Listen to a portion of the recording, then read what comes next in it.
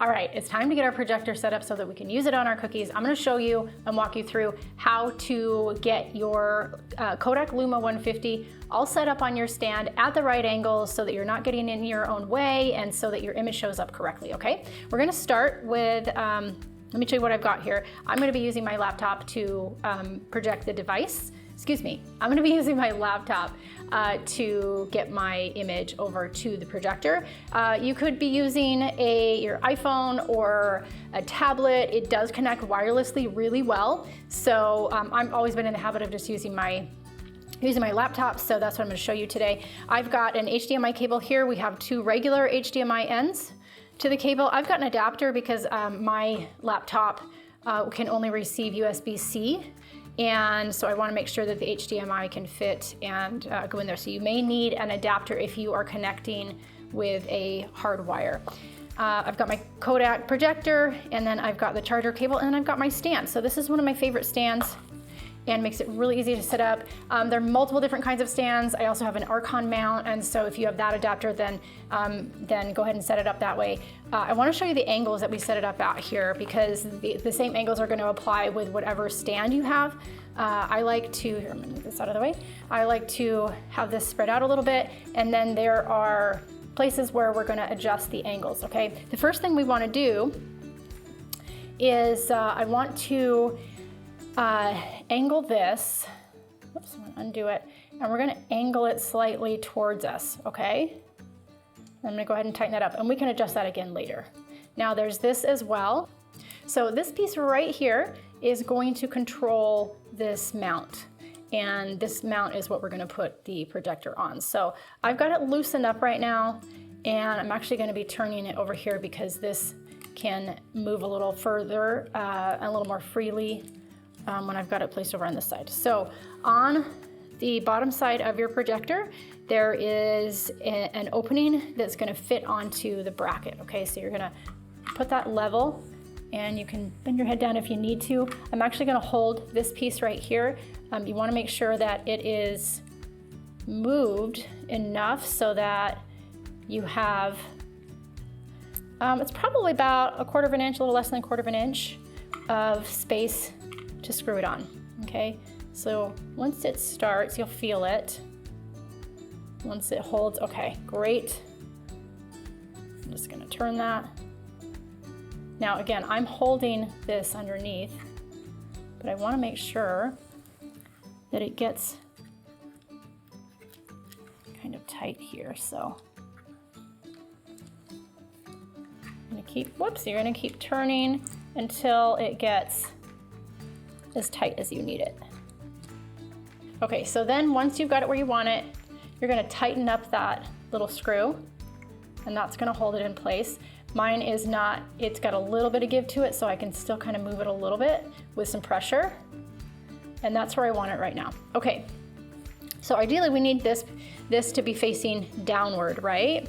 So I'm gonna go ahead, there's another lever on this specific stand where you can extend it further. So I wanna go ahead and extend it a little bit more, and now I'm gonna readjust over here, and I'm gonna angle it out even more, tighten that up. And then here is where I'm going to, oops, you're gonna want to make sure, there we go. So it's just still a little bit tight. Okay, so you should be able to move that so it is now going straight up and down. And I'm either gonna need this, move this further out, or I'm actually gonna bring it back so it's not quite so angled. Tighten it up, and then see where that goes. Okay. There's also another tightening mechanism down here. So if you feel like it's wobbling all over the place, you can also take a look at this down below. All right. Feeling good about that.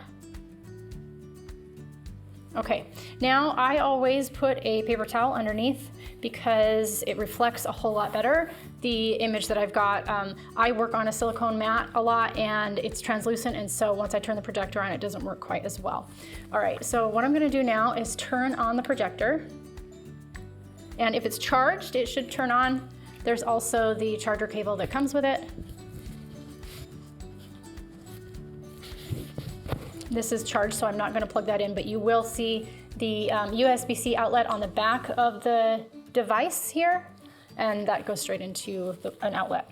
All right, so you're gonna notice this screen pop up, and on this side, there's here, I'm gonna go ahead and turn this so that you can see, if it'll let me. There's a button on this side that's gonna control the sharpness, okay? So I'm gonna have this pointing down, and then I'm going to adjust it, and then I can see it nice and clear. There we go. So it'll get to a point where it'll be either blurry or clear. It's almost like when you go to the eye doctor, right? Oh, I can see it now. Okay, great. So what you're gonna wanna do is go to HDMI. Now it's upside down. This device does not flip for you. Your image, when it's projected, has to be the thing that is flipped, and then it will appear right.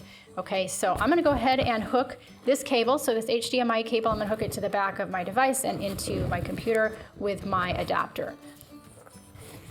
So I'm gonna put my adapter in, and then now, this is a little bit longer cable. Normally I need the length, but for what I'm showing you today, I do not. So I'm gonna go ahead and plug this in. Can be a little tight, so just make sure it's in all the way or it will not pick up the signal. And then I'm gonna go ahead and plug the other end into here. So it's immediately going to start projecting. All right, so it's immediately gonna project what is showing up on my device screen, okay?